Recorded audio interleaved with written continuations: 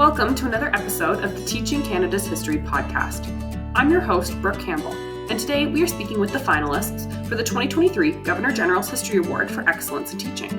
Created in 1996, the award recognizes best practices in teaching Canadian history and is an opportunity to highlight the important work that teachers and students are doing to interpret and share the stories of the past. For more information about the Governor-General's History Awards, visit canadashistory.ca/awards. Today I'm speaking with El-Andrea Izzo, an elementary school teacher in Stouffville, Ontario. Welcome, Andrea, and thanks for chatting with me today. Thank you. I'm very excited to be here today. Great. Well, let's just dive right on in then. Can you share an overview of the project that you've designed and explain the key steps that your students took in their work?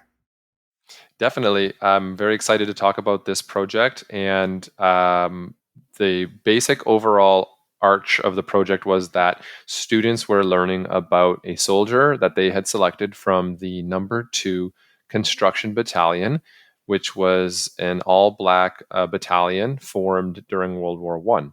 But before I go into great depth about the project and what the students did, I need to acknowledge a few and introduce a few people that were a part of the project with me.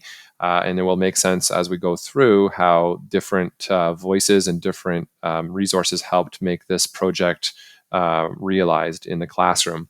So first of all, I was approached by Rebecca Mitchell and Christina Blake, who are educators at the York Region District School Board where I work, and they're the museum team there. And they had worked with a historical researcher named Kathy Grant, who is part of the Legacy Voices project at blackcanadianveterans.com. She is the historical researcher who has helped bring a lot of the historical information that my students used as research to light in a book that she wrote and in some projects that she's doing.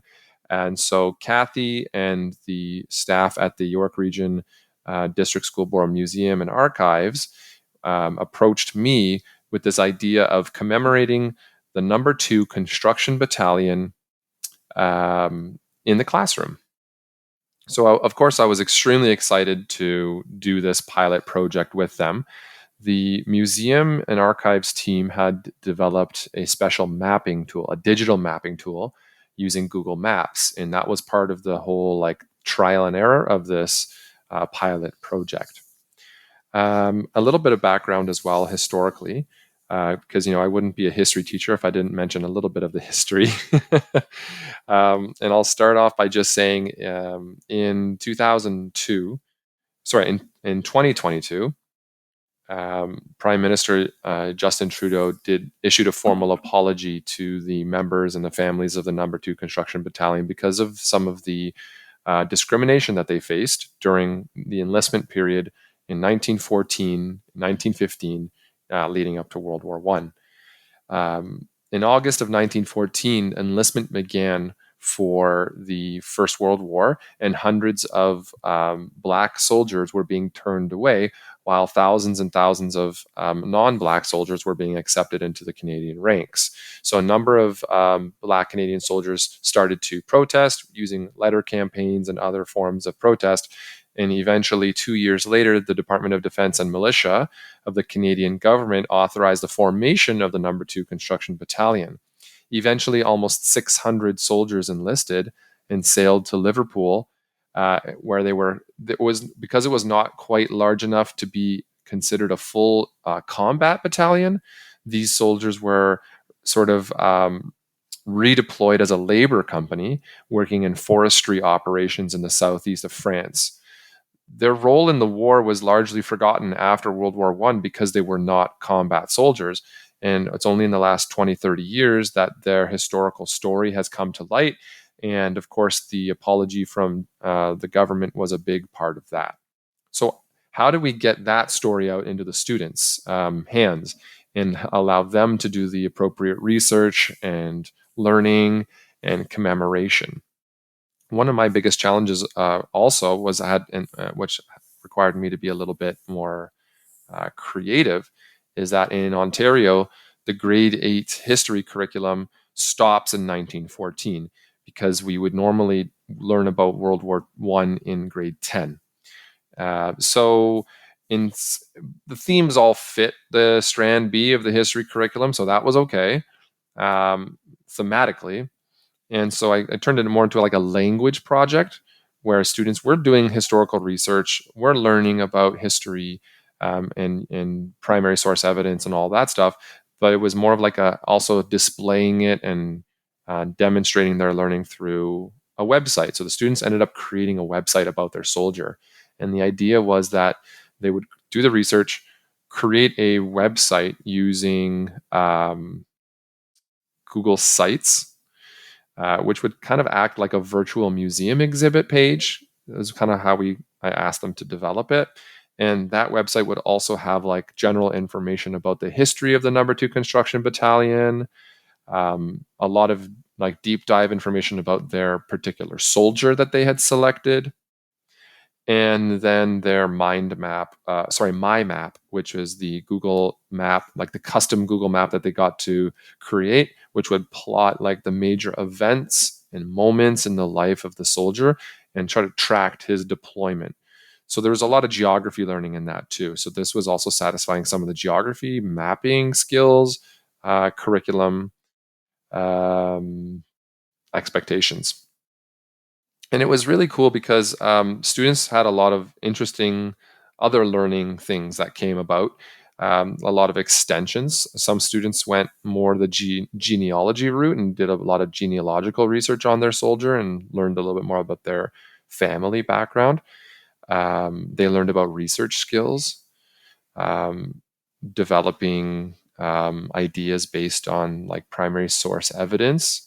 Some of the primary sources for them, the main source was the attestation papers, where when the soldiers had first registered with the military and enlisted, and a lot of it was written in cursive. So that was a fun activity because the students had no idea how to read cursive writing.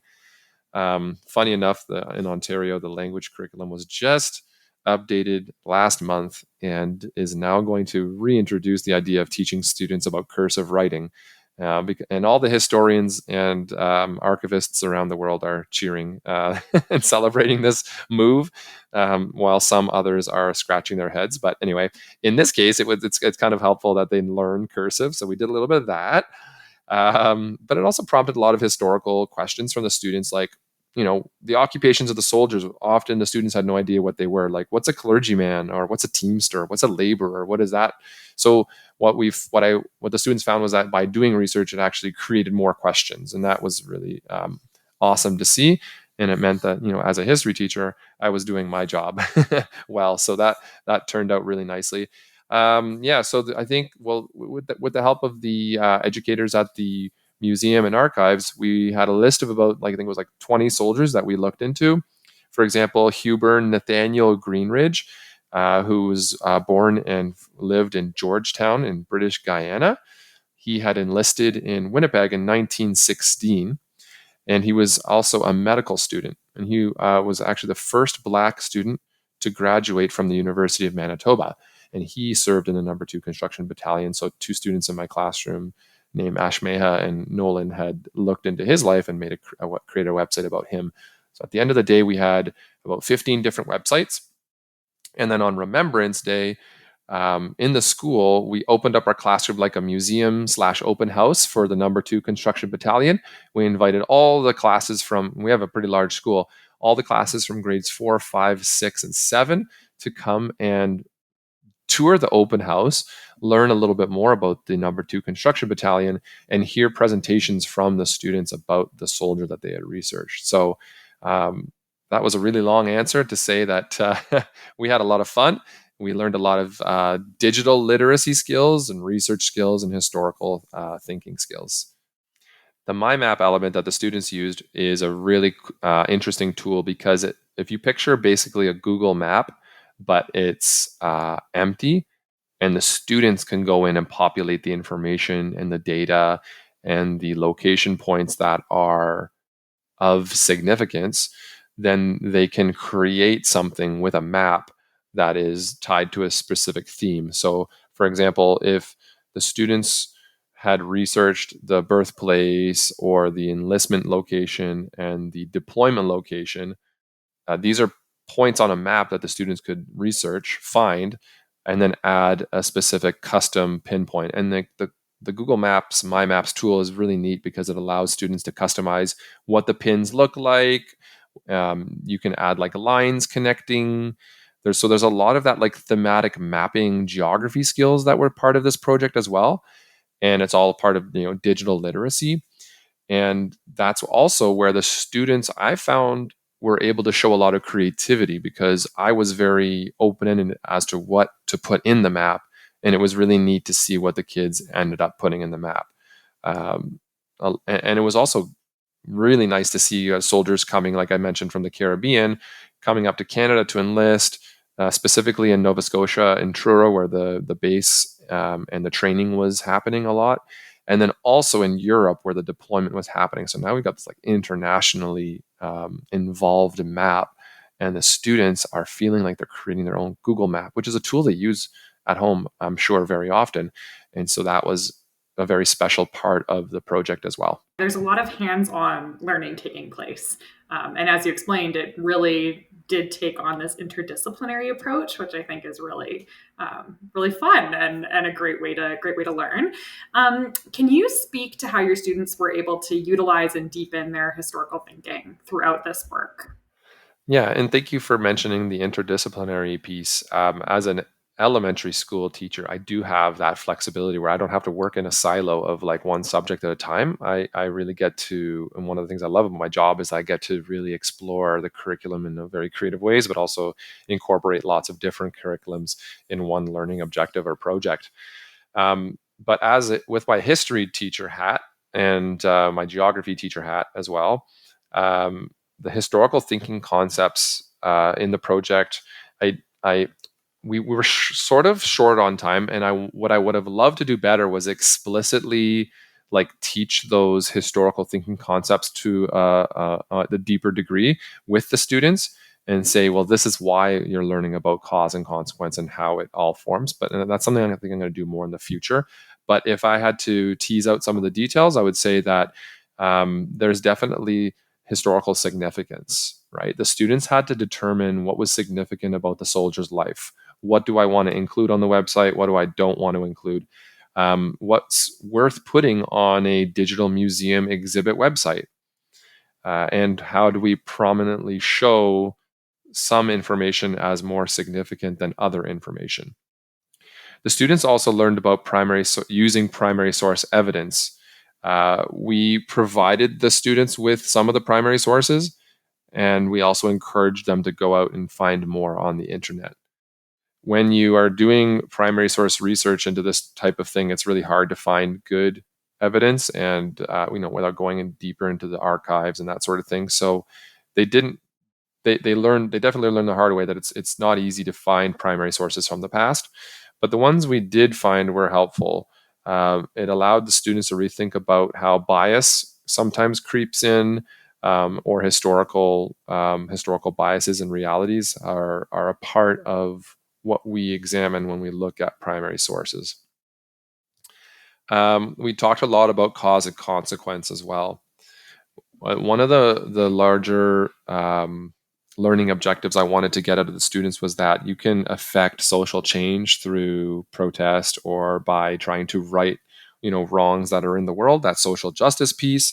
And what was nice about this is that we were talking about how soldiers found that there was something wrong in the world. They were not being allowed to enlist.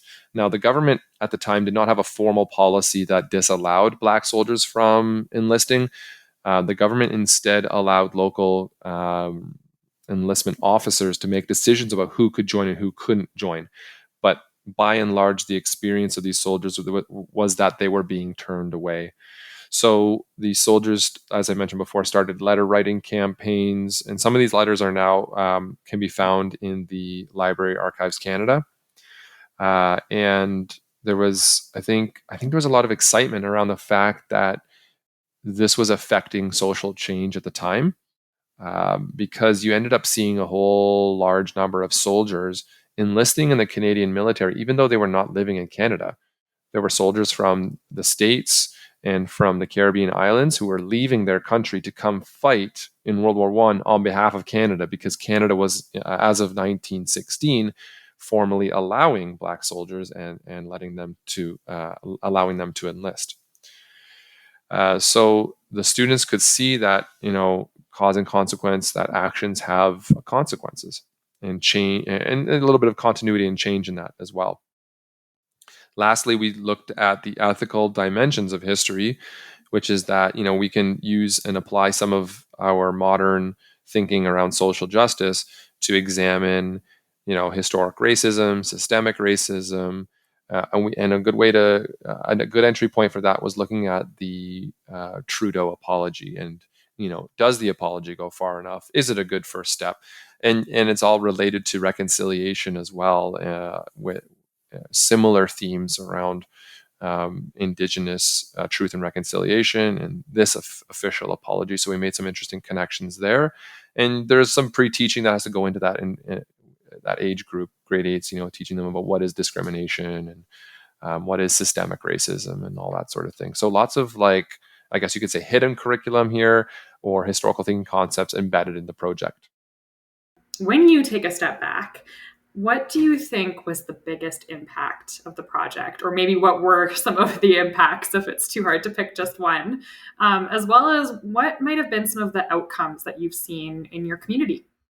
I think one of the largest outcomes for the students was that it was maybe one of their first times being exposed to the fact that Canada did not have a perfect track record when it came to um, dealing with people from different marginalized or racialized communities. I think a lot of students were surprised to learn that there was a time in Canadian history that not everyone was welcome to serve, because for one thing, it seems ridiculous that Canada had this huge drive for enlistment and some people were being turned away, and also it opened their eyes to the fact that historical and systemic racism was a thing of the past and continues to be a challenge today. But here's a specific example rooted in history. But also, I think the story of the Number 2 Construction Battalion itself is also, in a way, encouraging and uplifting, because the soldiers were able to affect change through their protesting efforts. One really awesome outcome of this project as well was that the school board itself, as part of the fact that we were piloting this new website tool, mapping tool, in partnership with the museum and the archives, the YRDSB came in and created a video, promotional video about the project and about the Number 2 Construction Battalion. And some of my students actually got to be a part of that video, which was really exciting for them, because not only were the students learning about this really engaging and interesting historical topic, but we had been working on it for a couple, lessons up to this point. But then all of a sudden one day, this videographer shows up to the classroom and starts videotaping them doing the learning and interviewing them privately in another room. And I think for them, they were like, wow, there was a lot of pride and ownership of the learning, and that was really cool too. One of my students in my class named Marcus, who is Canadian with Jamaican heritage, he is not the type of student to put his hand up first and offer to be a volunteer to do something. But when the videographer asked for volunteers to be interviewed, and there was just complete silence in the room, Marcus put up his hand and was like, I'll volunteer. And that was really a huge moment for me and for him, I think, in his confidence and his growth. And after that, 5 or 6 or 7 or 8 kids ended up putting up their hands and saying, yeah, I'll be interviewed as well. And that video ended up being about 5-6 minutes, and it's on the school board's YouTube channel. And watching the video back with the class months later, or a month later or so, on Remembrance Day or after Remembrance Day, was really special, because again, it was that pride and that ownership piece. And I think they felt that the learning that they were doing was important. And it was, and it is. I also mentioned before the open house that we had on Remembrance Day. I think grade 8 is a very special year in elementary school, because they are the leaders of the school. They are heading off to high school. and they are in a building trapped with kids from like 5-year-olds all the way up to 13-year-olds, and they feel that's a struggle for them sometimes. So giving them positive learning opportunities, like you're going to host this open house on Remembrance Day, and you're going to teach other students about, this important historical story. I think for them, like, again, the confidence and the enjoyment level was really, really high. And definitely this is a project I'm going to try again next year in October and November. Thank you so much, Andrea. I really appreciate you joining me today and sharing more about this project with our listeners. Thank you for having me, and thanks for talking about the project.